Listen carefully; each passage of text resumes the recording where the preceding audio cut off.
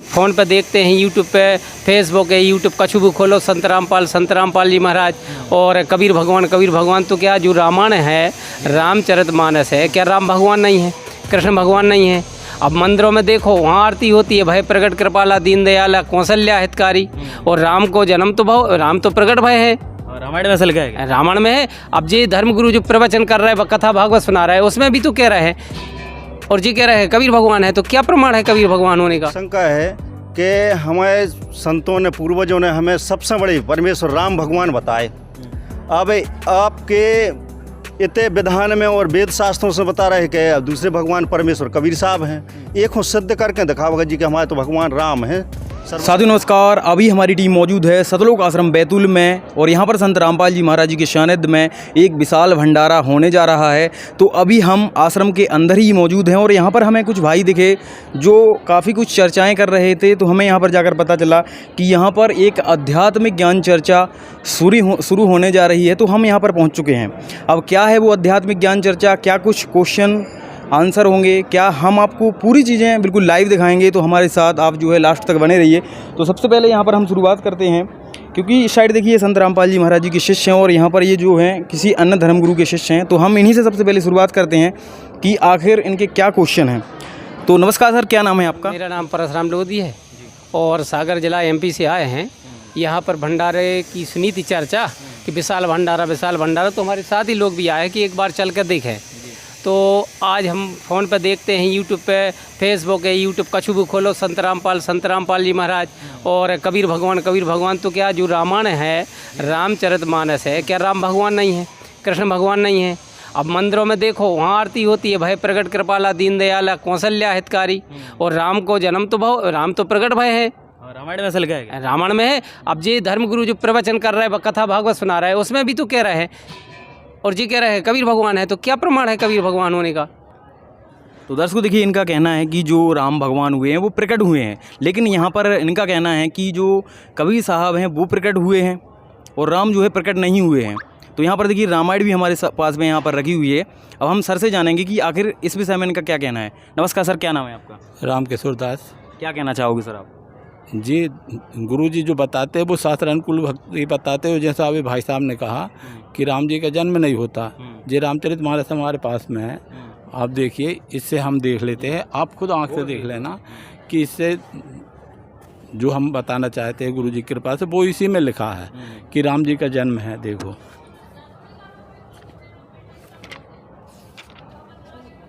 तो यहाँ पर देखिए सर यहाँ पर बता रहे हैं कि राम जी का जन्म हुआ है, क्योंकि यहाँ पर सर ने एक बात कही थी कि राम जी प्रकट हुए हैं। बताइए। कांठ में दोहा नंबर 190 है, इसमें लिखा जोग लगन ग्रह बार तिथि सकल भय अनुकूल चारे और आचार हर्ष जुत राम जन्म सुकमूल। राम जन्म का सुकमूल का समय है। थोड़ा अर्थ बताइए सर इसका। जी, इसमें है योग लगन ग्रह बार और तिथि सब अनुकूल हो गए। उस समय पर जड़ो चेतन सब हर्ष से भर गया, क्योंकि राम का जन्म सुख का मूल है।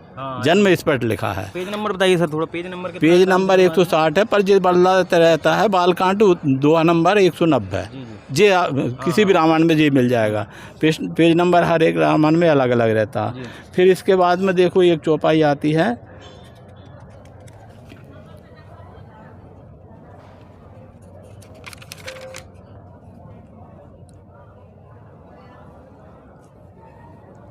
दशरथ पुत्र जन्म सुनिकाना मानव ब्रह्मानंद समाना। 192 की दूसरी चौपाई है। इसमें दशरथ जी ने सुना कि पुत्र का जन्म हो गया। अब ये क्या क्लियर नहीं हो रहा है? बिल्कुल जी बिल्कुल यहाँ पर लिखा हुआ है। जबकि यहाँ से इससे पहले भी जब राम जी गर्भ में आते उस समय की कथा भी आती है। 192 बालकांड का 192 दोहा दूसरे नंबर की चौपाई है। बताइए सर जी, अर्थ बताइए। अर्थ इसमें राजा दशरथ जी ने पुत्र का जन्म कानों से सुनकर मानो ब्रह्मानंद में समा गए हो। मन में अतिशय प्रेम है, शरीर पुलकित हो गया, आनंद से अधीर हुई बुद्धि को धीरज देकर और प्रेम में शिथिल हुए शरीर को संभाल कर वे उठना चाहते हैं। मतलब यहाँ पर स्वीकारा गया है कि यहाँ पर राम का जन्म हुआ, राम जी का जन्म हुआ। बिल्कुल सर। अच्छा, इससे पहले जब राम जी आए थे तब उसके बारे में भी लिखा है कि यह विद गर्भ सहित सब रानियों गर्भ से रह गई। जा दिन ते हरि गर्भ ही आए, जिस रोज से भगवान गर्भ में आए सकल सुख संपत्ति आए। जे ऐसा क्लियर रामचरितमानस में लिखा है, भाई साहब ने कहा तो मैं नकार नहीं रहा हूँ, पर आप जी देखिए कि ये ऐसा प्रमाण इसमें लिखा।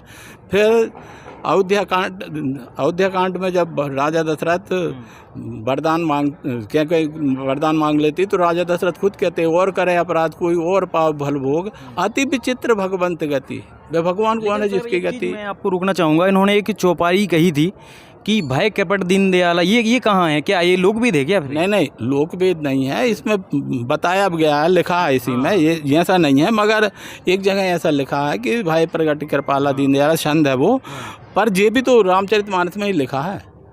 तो फिर गर्भ में आए थे, फिर वो जन्म हो गया तो प्रगट मतलब प्रत्यक्ष देखने लगे, ये सिद्ध हो गया कि प्रगट हो गए। देखिए सर, इनका कहना है और उन्होंने रामायण से भी प्रमाण बताया है कि जो भगवान राम थे उनका जन्म हुआ है वो गर्भ में आए। क्या कहना चाहोगे अब आप? अब इस संबंध में तो रामायण ये कौन सी है? रामायण बताइए सर। रामचरितमानस है 1402 नंबर, गीता प्रेस गोरखपुर, ये 1402 नंबर। भाई रामायण तो सही है, हमारे पास भी है रामायण, लेकिन क्या ये जो धर्मगुरु जो कथा भागवत में सुना रहे हैं तो कभी रामायण में से नहीं सुना रहे कि अलग अलग रामायण हो सकत के? भाई ये तो हमें भी संशय होगा भाई, ये मैं कछु लिखो और उन्होंने तो हमें कछु और सुनाओ।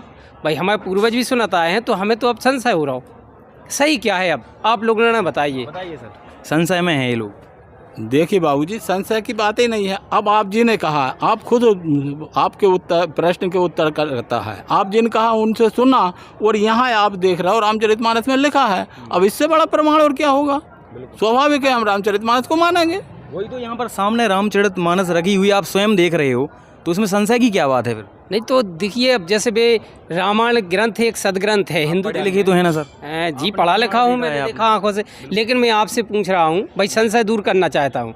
जैसे कि हमने गांव में लोग कथा कराते हैं, भागवत कराते हैं, ग्रंथों को सामने रख लेते हैं, उसी में से बोलते हैं, लेकिन इसमें लिखा है, हम इसको मेट नहीं रहे, ये सही है क्योंकि हमारे सदग्रंथ जो हैं सभी धर्मों के अपने अपने धर्मों के सत्य हैं, लेकिन बोलने वाले जो बोल रहे हैं, कथा सुना रहे हैं, वो तो यहाँ झूठी हो रही।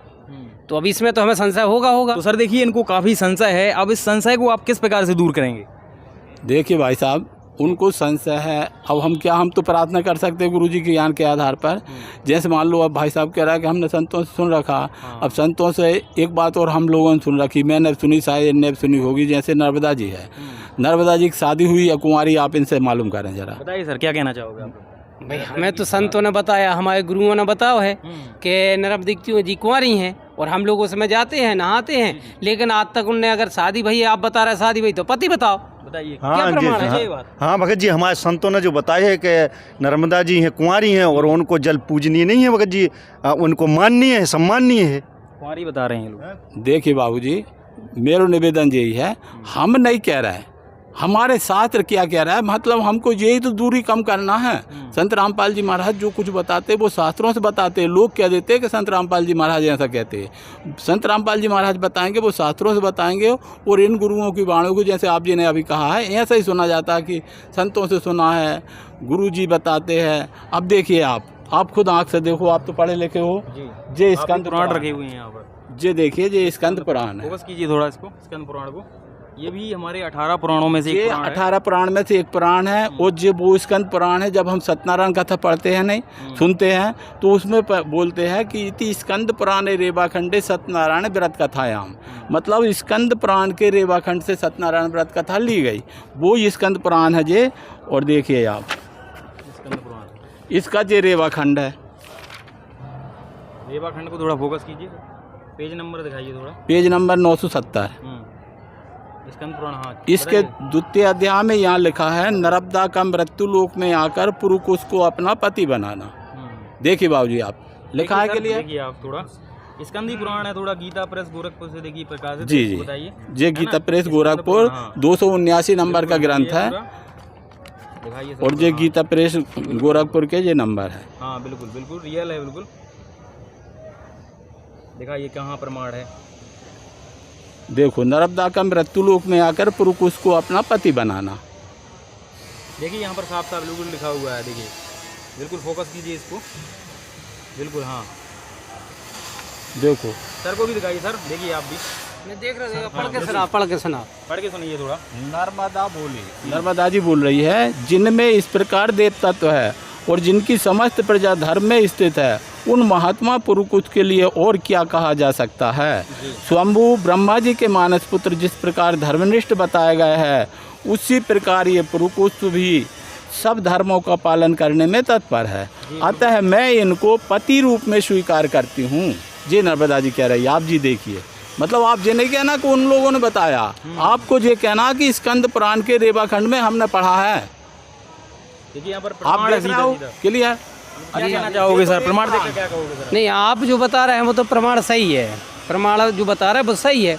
आप क्या कहेंगे आप उन संतों को जो आपको बताते हैं कि उनकी वो कुंवारी हैं ग्रामदा जी? अब उन संतों की क्या क्या मैं माँ हम विदा कर तो पूजनी में है। बताइए बताइए। देखिए, ये तो स्कंद पुराण था, अब ये एक विष्णु पुराण है। 48 नंबर का ग्रंथ है गीता प्रेस गोरखपुर। ये श्री विष्णु पुराण, इसमें चतुर्थ अंश के 3 अध्याय का 16 से 21 श्लोक तक में नर्मदा जी की वंशावली का वर्णन है। देखिए इसमें क्या लिखा था, पुरुकुश था नर्मदा जी की पति का नाम, पति का नाम यहाँ पर पुरुकुश।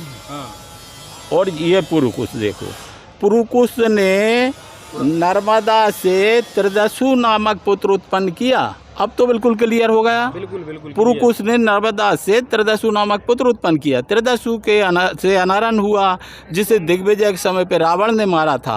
अनारण के प्रसदर्श, प्रसदर्श के हर्ष, हर्ष के हस्त, हस्त के सुमना, सुमना के त्रिधनवा, त्रिधनवा के त्रियारुणी और त्रियारुणी के सत्यव्रत नामक पुत्र हुआ, जो पीछे त्रिशंकु कहलाया। ये वो त्रिशंकु है जिसके लिए विश्वामित्र जी दूसरा स्वर्ग बना रहे थे। आप जिन कथा सुनी होगी। जी, चतुर्थ तृतीय अध्याय का 16 से 21 श्लोक में वर्णन है। बिल्कुल। क्या कहोगे सर आप लोग? देखिए साफ साफ प्रमाण बता रहे हैं सर विष्णु पुराण में। इसमें तो लिखा है, दोनों में मिल गया, सही है। क्या कहोगे सर आप उन संतों को जिन्होंने आपको गलत ज्ञान दिया है?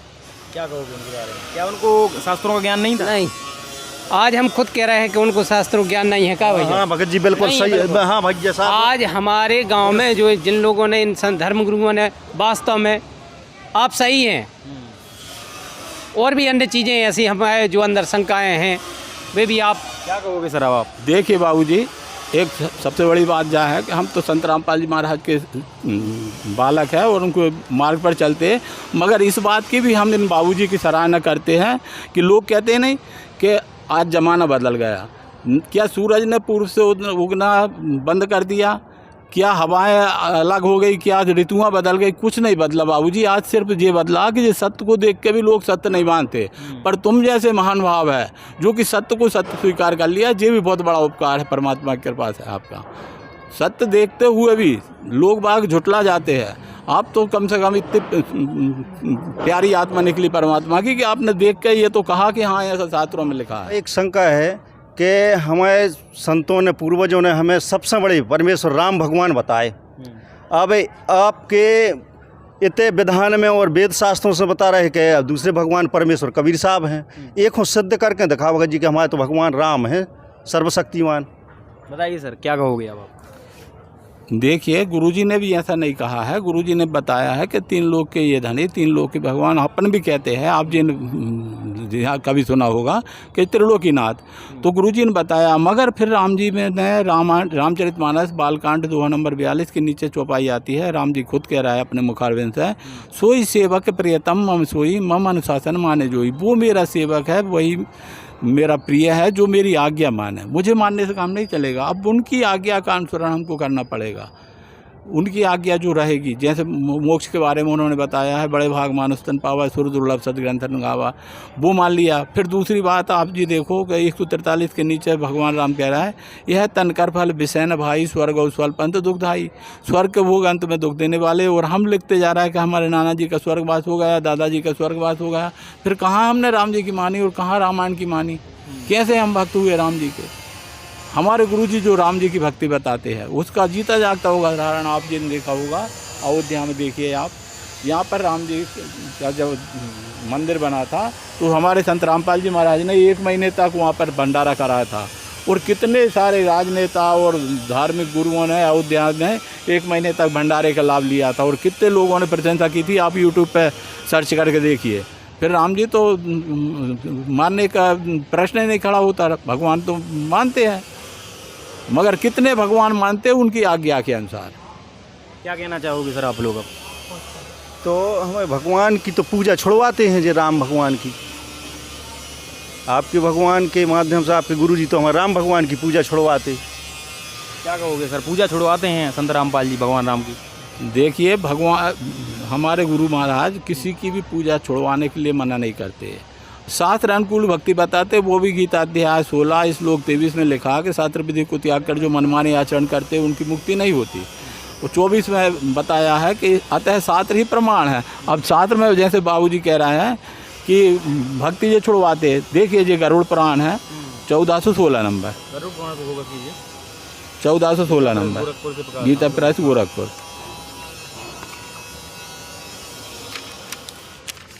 आप लोग भी देख सकते हो, उठावे गरुड़ पुराण। देखो इसका अध्याय 16 श्लोक 98 है। तावत तपोव्रतम तीर्थम जप होम अर्चनादिकम वेद शास्त्र आगम कथा याव तत्तम न बिंदती। तप व्रत तीर्थ जप होम और पूजा, ये ही आप बाबूजी कह रहे थे, वो आदि सत्कर्मों का अनुष्ठान तथा वेद शास्त्र और आगम की कथा तभी तक उपयोगी है जब तक जीव को तत्व का ज्ञान नहीं है।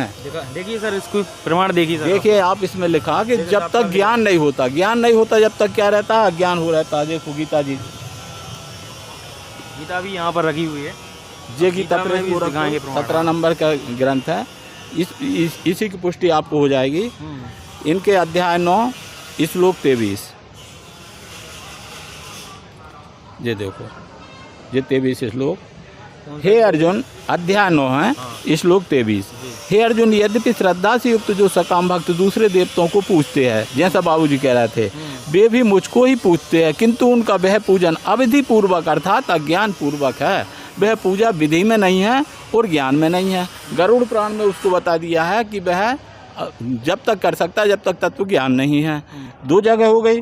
फिर तीसरी जगह रामचरितमानस में देखिए आप, ये रामचरितमानस वही 1402 नंबर का, इसके अरण्य कांड दोहा नंबर 15 पहली चौपाई। धर्म ते विरत जोग ते ज्ञाना ज्ञान मोक्ष प्रद वेद वखाना। धर्म के आचरण से वैराग और योग से ज्ञान होता तथा ज्ञान मोक्ष का देने वाला। मोक्ष मिलेगा तो काय से मिलेगा? ज्ञान से। और वो पूजा काय की अवधि पूर्वक अर्थात अज्ञान पूर्वक। अब बताइए, अब गुरुजी ने शास्त्रानुकूल भक्ति बताई है, गुरुजी ने छुड़वाया क्या? और भी सारे अनेक शास्त्रों में प्रमाण मिलेंगे, यदि आप जी चाहो तो देखो। बताओ। देखिए बाबूजी, जे महर्षि दयानंद सरस्वती जी है, इनको तो आप मानते हो ये तो हिंदू है, ये हमारे हिंदू जो कुछ कहेंगे, इन्होंने जो सत्यार्थ प्रकाश लिखा है इसमें जो कुछ कहा वो तो पूरा सही होगा, वो तो गलत नहीं होगा। इसमें लिखा होगा वो, उस पर तो संत रामपाल जी महाराज का कोई दोष नहीं है। देखिए आप जी, सत्यार्थ प्रसाद महर्षि दयानंद सरस्वती, ये उनका फोटो भी है, ये देखिए, ये जिनके रचयिता मचयिता सबका वो चिन्ह थे, अच्छे से देख लीजिए आप। चलिए दिखाइए सर। इसके ये 250 नंबर पर है। एक प्रश्न बनता है, इनसे किसी ने पूछा कि मूर्ति पूजा कहाँ से चली? देखिए लिखा है, हाँ लिखा है बिल्कुल। उत्तर ये दे रहा है जैनियों से, लिखा है। अब फिर प्रश्न करता बोल रहा है जैनियों ने कहाँ से चलाई? देखिए आप क्या लिखा। उत्तर कौन दे रहा है? दयानंद सरस्वती जी। ये उत्तर में कह रहा है अपनी मूर्खता से। ये गुरुजी तो रोल नहीं इसमें, बिल्कुल मूर्ति पूजा यहाँ पर इसमें लिखा है सत्यार्थ प्रकाश में। अच्छा, फिर इनसे किसी ने पूछा कि मूर्ति पूजा में पुण्य नहीं तो पाप तो नहीं लगेगा? बिल्कुल। प्रश्न नंबर बताइए थोड़ा। प्रश्न नंबर 255 पर। जी बिल्कुल। मूर्ति पूजा में पुण्य नहीं तो पाप तो नहीं लगेगा? तुझे उत्तर दे रहा है, जब वेदों से निषिद्ध, मतलब वेदों, इससे तो सिद्ध होता है कि वेदों में मूर्ति पूजा को मना किया गया। वेदों से निषिद्ध मूर्ति पूजा आदि कर्म को तुम करते हो तो पापी क्यों नहीं? अब जे सत्य बोलने की सज़ा संत रामपाल जी महाराज सुन पा रहा है, बताइए आप।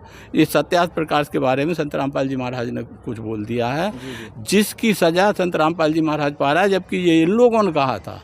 और आप लोग संत रामपाल जी महाराज पे दोष लगा रहे हो। बताइए सर, क्या कहना चाहोगे अब आप लोग? इन प्रमाणों को देखते हुए भगत जी हमें ये चीज़ की संतुष्टि है कि जो वेद शास्त्र बोला जी सत्य हैं, और जो हमरों ने आचरण और आचार्यों के द्वारा जो कथा सुनी भगत जी, ये में हमें खंडना को भाव दिखाओ के हम मानव को पीछे कर देते भगत जी। आप क्या अब कहोगे हमें जगबे की आत्मा को भाव दिखा रहा हूँ। अब कह भी खिलाना तो कछु रह ही नहीं का हुआ है, जब ये में प्रमाण लिखो है सभी शास्त्रों में, तो अब तो जो प्रमाण सही दिखा दो। लेकिन क्या है, गांव में जो लोग है धर्मगुरु जो प्रचार कर रहे हैं, कथा भागवत सुना रहा है, हमारे सारी साथियों सामाजिक लोगों रिश्तेदारों सब भ्रमित कर दो। अब हम सुधर जाए, हम तो मान के चलो सुधर ही गए, आज नाम दीक्षा ले हैं कहाँ से हमने सच्चाई। आज सत्य नहीं बोल सकता गाँव देहात में, जो सत्य बोले वास्तव में जितने जेल गए हैं सत्य बोले बारे गए हैं। जो भी हमने देखो अंग्रेजों से लड़े थे, सत्य पे तो लड़े थे, वे भी जेल गए थे। महात्मा गांधी की कहते हैं अहिंसा परमो धर्म, उन्होंने भी जेल जाना पड़ा तो। लेकिन संत रामपाल जी महाराज जो भी सत्य पे बोल के जेल जाते हैं, कुछ अच्छे के करने के लिए जाते हैं। आज बात हमें समझ में आ गई। सर क्या कहना चाहोगे अब आप? देखिए बाबूजी की महानता हालांकि इनने स्वीकार करी, पर एक बात और है, एक निवेदन कर रहा था। आप जी कह रहे थे जेल में क्यों हैं, तो इसके बारे में एक कथा और है मेरे को, मैं जब पढ़ता था उस समय की याद आ रही है। एक चैप्टर था हमारे क्लास में, उसका नाम था अंधेर नगरी चौपट राजा। आप जी ने सुना होगा, पढ़ा होगा, या बुक में आज भी लिखा होगा। माध्यमिक शिक्षा मंडल का है वो तो माध्यमिक शिक्षा मंडल को मालूम, पढ़े लिखे सारे लोग समझ जाएंगे। उसमें कहानी ये थी कि गुरु और शिष्य दोनों एक अंधेर नगरी पहुंच गए, तो वहाँ पर रबड़ी का रेट सस्ता देखकर चेला ने ऐसी डिमांड करी गुरुजी से कि हमको यहीं रह के और खूब दूध रबड़ी खाना चाहिए। तो गुरुजी ने मना भी किया था, समझाया, पर वो नहीं माना, तो गुरु चेला दोनों रहने लगे। अब भजन भी करते थे, दंड बैठक लगाते थे और रबड़ी दूध खूब खाते थे, तो अच्छे हष्ट पुष्ट हो रहे थे। एक रोज़ की घटना है कि गाँव में किसी के यहाँ चोरी हो गई। अब उन्होंने राजा साहब से शिकायत करी, तो राजा साहब ने आदेश दे दिया कि जाइए जहाँ पर जो भी सबसे मोटा ताज़ा हो उनको पकड़ लाओ। तो अब गुरु और चेला से बड़ा मोटा ताज़ा कोई मिला ही नहीं, तो उन्होंने उनको पकड़ लाए, उनको पकड़ कर जेल में डाल दिया। अब उन गुरु के और भी कोई शिष्य थे, वो वे किसी से पूछते हैं कि तुम्हारे, उनसे पूछते लोग बाग कि तुम्हारे गुरु जेल में क्यों हैं। अब बताइए, आप जी बताओ, क्या जवाब दें बेचारे वो? क्या जी कह सकते कि उनके मोटे ताजे थे इसलिए जेल में है, और कोई अपराध उन्होंने किया नहीं। जब अंधेर नगरी और चौपट राजा होता तब ये कंडीशन बनती, इसलिए गुरुजी जेल में बंद है। क्या कहना चाहोगे सर आप लोग अब? तो फिर तो आज वही है कि आज हम अंधेरी में जा रहे हैं, हमारा राजा अंधेरी में है, हमारा परिवार अंधेरे में, हमारी समाज अंधेरे में है, और क्या है। अब जब आज वेद शास्त्र में जो सच्चाई मिल गई, लेकिन एक संशय और हमें वो हल करो। आज बहुत आनंद आ रहा है इस बात को सुन के और प्रमाण देख के।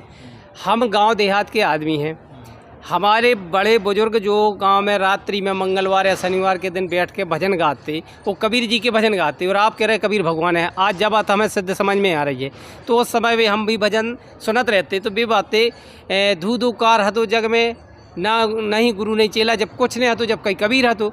लेकिन वे कहते तो हैं, लेकिन भगवान को नहीं बताओगे जो भगवान आए। आज वेदों में तुम प्रमाणित कर रहे हैं, आप गुरु जी आपके प्रमाणित कर रहे हैं, तो आज तो हमें आनंद आ रहा। अब वो भजन में जो भी गाते कि अपने घर से चलो गोरखा, अंधाधुंध मचावे और फेंक तगा चढ़ गए गगन में, चार ही वेद मुजरा करन बुलावे। और उसके बदले में हमारे जो पूर्वज गाते, क्या कहते हैं, अपने घर से चलो कबीरा केड़ा सुरत लगा में। ये को तो हम समझ में नहीं आवत, तो केड़ा का कहा, सुरत का कहा। तो आज जो कबीर के संबंध में जो प्रमाण मिल रहे हैं, आप ये बताओ हमें कि कबीर कैसे भगवान है, कहाँ इसका प्रमाण है? कहाँ इसको प्रमाण है? हम मानवे के लाने तैयार है, क्योंकि गांव देहात में एक लड़त जवान थे, सब मान लगा था। अब हम उन लड़नियों से बचू चाहते हैं, अब हमें सबके संग नहीं माने, हमें तो सच्चाई पकड़ने है, और सत्य बोले बारो हमेशा परेशान रहते हैं। जैसे कि आपने बताई कि जेल जाए, तो सत्य बोले ही बारे जेल गए हैं। हमारे आपसी में भी चर्चा कराते हैं, आज इतने आए हैं, आपसी भी चर्चा होती कि सत्य से डराते है। अदालत में भी सत्य नहीं बोल पाता आदमी, डर लग रहा है तो सत्य को। क्या कहना चाहोगे सर आप? बताइए, प्रमाण दीजिए इसको। देखिए बाबूजी ने कहा सही है, भजन भी गाते थे, हम लोगों ने भी गाया है, सियानों से सुनते थे, और लोगों से हमने सुना भी, ईश्वर अल्लाह एक ही नाम, सबको सम्मत दे भगवान, सबका मालिक एक है। मगर ये सिद्ध किसी ने नहीं कहा था। संत रामपाल जी महाराज ने चारों वेद, 6-7, 18 पुराण, गीता, कुरान, बाइबल सब और संतों की वाणी से सबसे मिला के सिद्ध कर दिया है।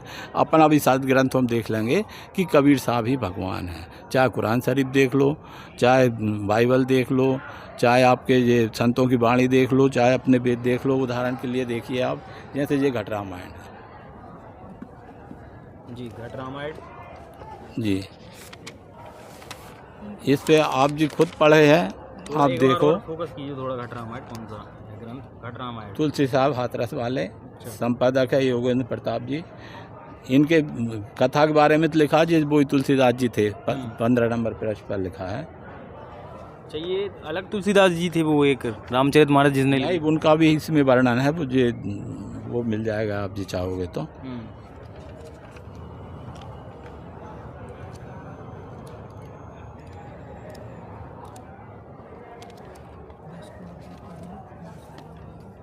देखिए यहाँ है इनका। घट रामायण के रचनाकार तुलसी साहब अपने पूर्व जन्म का वृतांत देते हुए स्वयं को तुलसीदास बताते हैं और कहते हैं कि संवत 1618 में मैंने सर्वप्रथम घट रामायण की रचना की थी, किंतु काशी में पंडितों तथा जन समुदाय के विरोध के कारण इसे छिपा दिया और लोगों को भ्रमित करने के लिए संवत 1631 में मैंने रामचरित किया। ये भी इसी में लिखा है।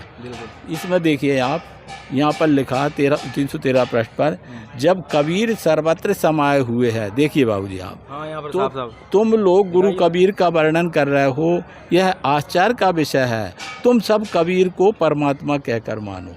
लिखा है साहब, यहाँ पर साफ साफ लिखा है। बिल्कुल, घट कबीर रामायण परमात्मा क्या क्या? जी बिल्कुल। अच्छा, इसमें लोग बाग कहते हैं हमसे, तुम सत साहब कहते हो, सत साहब क्या होता है? देखिए इसी में लिखा है, सतलोक के स्वामी सत साहब है। जब उनको संत समझ लेता है तब ऐसा कोई अंत उनसे मिल पाता। सत साहब दयालु है, जे सत साहब भगवान है। बिल्कुल, यहाँ पर साफ साफ लिखा है। अच्छा, फिर जैसे मान लो जो हमारे पास अजुर्वेद रखा, यजुर्वेद, हाँ देखिए आप, अजुर्वेद महर्षि दयानंद सरस्वती जी द्वारा, इसके अध्याय 40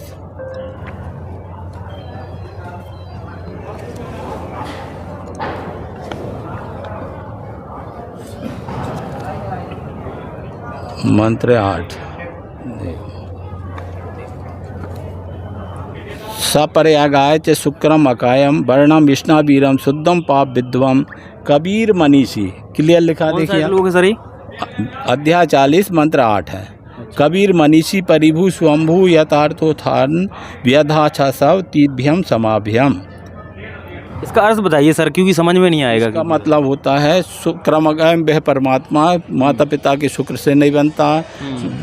विष्णावीरम शुद्धम पाप विद्वम, पाप से रहित है। कबीर मनीषी उनका नाम है। स्वंभू परिभू, स्वयं अवतार लेते हैं। यहाँ पर जो अर्थ है ना, वही दिखाइए। हे मनुष्यों, जो ब्रह्म शुक्रम शीघ्र सर्वशक्तिमान स्थूल सूक्ष्म कारण शरीर रहित छिद्र रहित और नहीं छेद करने योग्य, मतलब जिसको छेद नहीं सकते, नाड़ी आदि के साथ संबंध रूप बंधन से रहित। बंधन हम गुरु जी को बोलते हैं, आपने सुना होगा, बंदी छोड़। बंधन से रहित मतलब जो बंधा हुआ नहीं है, बंधन से शुद्ध, दोषों से रहित, सदा पवित्र, पाप युक्त, पापकारी, पाप में भी प्रीति करने वाला नहीं होता, परि अगात, जो सब ओर से व्याप्त।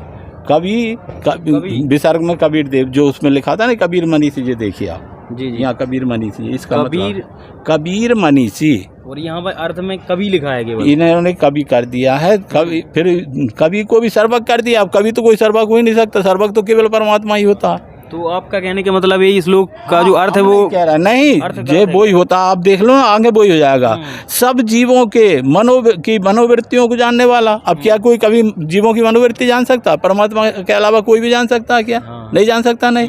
दुष्ट पापियों का तिरस्कार करने वाला, मतलब भगवान के विषय में ही बात। ये परमात्मा के ही विषय में बता रहा है। स्वयंभू अनादि स्वरूप, जिसकी संयोग से उत्पत्ति, वियोग से विनाश, माता पिता का गर्भवास, जन्म, वृद्धि, मरण होते हैं, वह परमात्मा नहीं होते।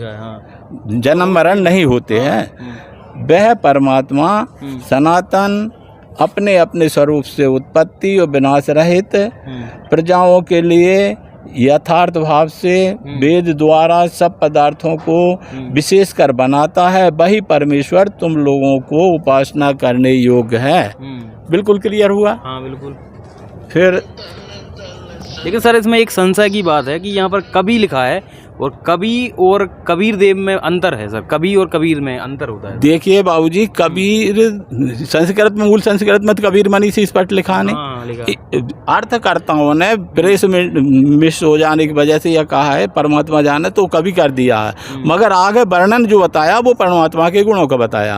ये कवि का हो ही नहीं सकता। इतने तो आप बुद्धिजीवी हो, इतना तो आप समझ सकते हो कि हाँ यार यदि कवि मान लेंगे तो कवि क्या कि जीवों की रक्षा कर सकता है, जीवों की भाषा बोल सकता है, कि सबको पाप से मुक्त कर सकता है, वो तो परमात्मा के गुण है नहीं। जी बिल्कुल, बिल्कुल क्लियर हो जाता है इससे। और भी कहीं अगर प्रमाण हो तो वो भी दिखाइए। ऋग्वेद है, देखिए आप। जी बिल्कुल, ऋग्वेद मंडल 9 और 10 इकट्ठे दिए हैं। जी बिल्कुल, महर्षि दयानंद सरस्वती जी के द्वारा है। ये भी दिखाइए सर, थोड़ा अंदर दिखाइए इसमें।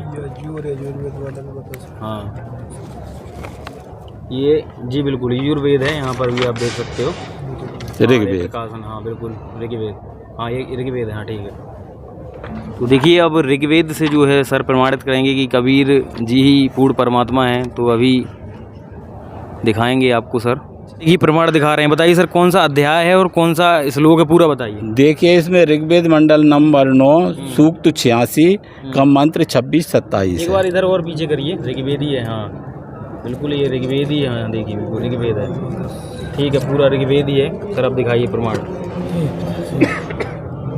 देखिए इसमें क्लियर लिखा है, ये कबीर त्यो, कबीर, हाँ लिखा है कबीर, कबीर त्यो। इसमें होता है यज्ञ करने वाले यजमान के लिए परमात्मा सब रास्तों को सुगम करता हुआ, उनके विघ्नों को मर्दन करता हुआ, उनको पवित्र करता हुआ और अपने रूप को सरल करता हुआ, जहाँ परमात्मा का सहस्त्र सूर्य एक समान तेज है उसको कम करता हुआ वह कांति में परमात्मा। ये देखो वो कबीर जे लिखा नहीं, यहाँ भी सर्वज्ञ विद्युत के समान। अब कवि क्या विद्युत के समान हो सकता है? देखिए आप, बिल्कुल यहाँ क्रीड़ा करता हुआ वर्णीय पुरुषों को प्राप्त होता है, अच्छी आत्माओं को परमात्मा मिलता है। मतलब इसका अर्थ गलत किया हुआ है ना, अर्थ कवि कर दिया है, कवि का सर्वज्ञ है। अब सर्वज्ञ कवि तो कोई हो ही नहीं सकता। इनको विसर्ग लगाया, जैसे मान लो यजुर्वेद में लगा दिया है यजु, तो उसको सिद्ध कर दिया परमात्मा ने कि यजु कर दिया तो यजुर्वेद कहना पड़ेगा। इस प्रकार से इस कवि को कबीर देव कहेंगे। जी कबीर। सर देखिए आप लोग भी प्रमाण देखिए थोड़ा। प्रमाण तो सही चाहोगे सर आप? प्रमाण तो सही है। तो सर देखिए इन्होंने प्रमाण दिखा दिए हैं, अब आप लोग क्या कहोगे? प्रमाण देख के भाई हम तो पढ़े लिखे हैं, हमने प्रमाण भी देखो और अच्छो भी लगो है। अब संग बार हो आओ समझ में चाहे नहीं हो, हमें तो आगे भैया आप जो बात तो सही है, तो संग लेना हो नाम दीक्षा तो ले। हमें आई भी आत्मा बोल रही है कि ऐसो प्रमाण देख के अपनो जीवन को उद्धार न करो आत्मा को, तो भगत जी कौन समय है तो फिर ले आई। हाँ भगत जी, अब ले नाम दीक्षा ले। मैं तो ये कह रहा हूँ सर जी के, अभी मैं तो इनकी पुस्तकें ले जाऊंगा, ज्ञान समझूंगा, कुछ दिन ज्ञान समझ के पूरा फिर मैं नाम दीक्षा लूंगा। अच्छा आप लोग अभी लेना चाहते हैं? हाँ ले ले भाई, घर जाके कब तक का बेहक जाने का हो जाने। अब संग में ले ले, ये तो सही हो सका तो 4 में ले सो वही में भाग जाओ वो सका दिया तो फिर अब ले लीजिए नाम दीक्षा। अब भाई ले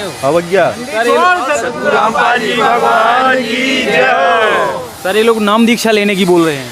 देखिए ये अच्छी पुण्य आत्मा है, परमात्मा की कृपा से जो ज्ञान समझ के देखो, जाने बिन ना हो ही पड़ती थी, बिन पड़ती तो हो ही नहीं प्रीति। जब जानेंगे नहीं जब तक तो कोई विश्वास नहीं होगा, पर जानने के बाद विश्वास कर लें वो बहुत पुनीत आत्मा रहती है। परमात्मा की कृपा से इनकी इच्छा तो आप उनको नाम दिलवाओ और भक्ति करवाओ। तो दर्शकों देखिए ये जो डिबेट है वो ख़त्म हो चुकी है और यहाँ पर सर लोग भी नाम दीक्षा लेने के लिए एग्री हो चुके हैं। अब ये जो है उनको नाम दीक्षा दिलाएंगे। तो वीडियो को हम यहाँ पर अभी ख़त्म कर दें।